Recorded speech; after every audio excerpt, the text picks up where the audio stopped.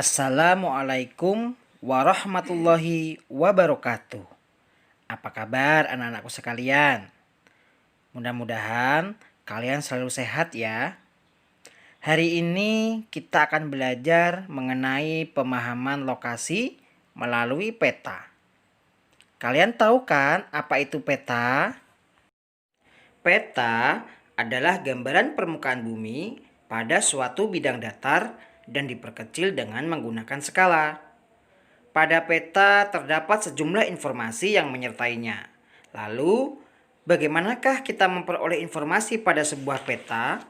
Yuk, kita lihat komponen-komponen penyusun peta itu. Komponen penyusun peta yang pertama adalah judul peta. Judul peta menunjukkan isi suatu peta.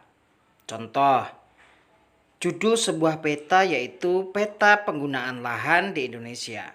Maka isi dari peta tersebut adalah sebaran penggunaan lahan yang ada di Indonesia berupa permukiman, hutan, perkebunan, dan lain-lain. Yang kedua adalah skala peta. Skala peta menunjukkan perbandingan antara jarak di peta dengan jarak sesungguhnya di lapangan. Contoh, skala sebuah peta adalah 1:1 juta.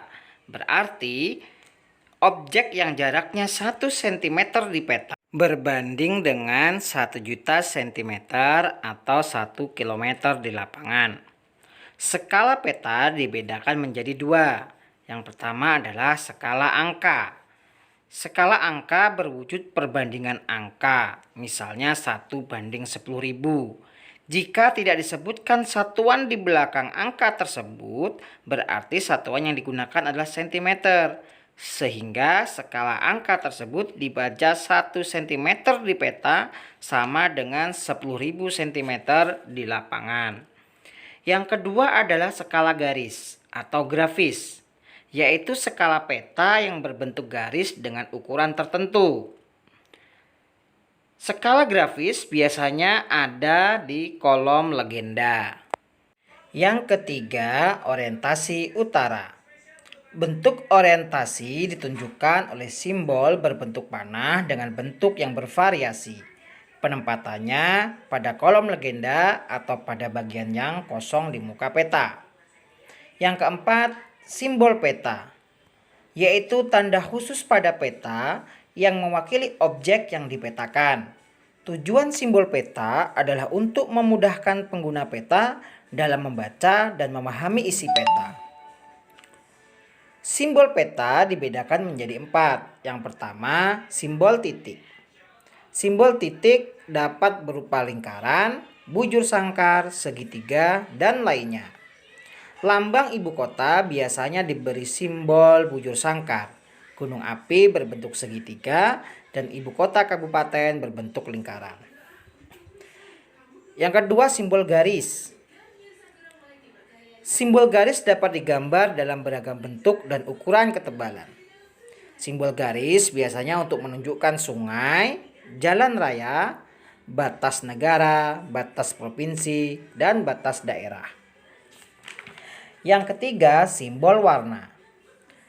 Simbol warna digunakan pada peta dengan aturan tertentu. Tidak sembarang warna dapat digunakan untuk objek-objek tertentu karena ada aturan perpetaan. Misalnya, warna perairan seperti sungai, danau, dan laut diberi warna biru. Jalan diberi warna merah. Warna ketinggian dan kedalaman disesuaikan dengan objek yang menunjukkan adanya perubahan secara teratur dan seterusnya. Misalnya, kedalaman laut diberi warna biru dengan tingkat perubahan yang teratur dari biru terang ke biru gelap. Yang keempat, simbol area. Objek yang digambar pada peta biasanya berupa ilustrasi dari objek yang ada di lapangan. Simbol area juga memiliki aturan tertentu dalam pemetaannya. Misalnya, area berupa sawah digambarkan dalam bentuk poligon tertutup yang di dalamnya terdapat simbol tanaman padi. Komponen peta yang kelima adalah garis koordinat. yaitu garis khayal pada peta berupa koordinat peta dalam bentuk garis lintang dan garis bujur. Garis koordinat sangat penting pada peta karena akan menunjukkan lokasi pada peta dibanding lokasi lainnya di permukaan bumi, serta menggambarkan karakteristik suatu lokasi atau wilayah yang dipetakan.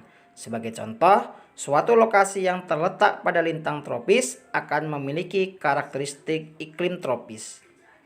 Yang keenam, insert, yaitu peta kecil yang ada pada suatu peta untuk menunjukkan lokasi daerah yang dipetakan di antara lokasi lainnya yang lebih luas. Yang ketujuh adalah legenda.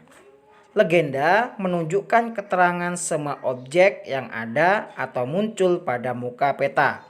Pada legenda inilah seorang pembaca peta akan mengetahui tentang objek yang ada pada wilayah yang dipetakan. Yang terakhir adalah sumber peta. Sumber peta menunjukkan orang atau lembaga yang membuat peta. Dari sumber peta inilah diperoleh informasi untuk pembuat peta, sehingga bisa dinilai kualitas peta yang dihasilkan. Nah, anak-anak, demikian tadi materi mengenai pemahaman lokasi melalui peta. Mudah-mudahan kalian bisa memahaminya ya. Sampai ketemu lagi di video pembelajaran berikutnya. Sampai jumpa. Assalamualaikum warahmatullahi wabarakatuh.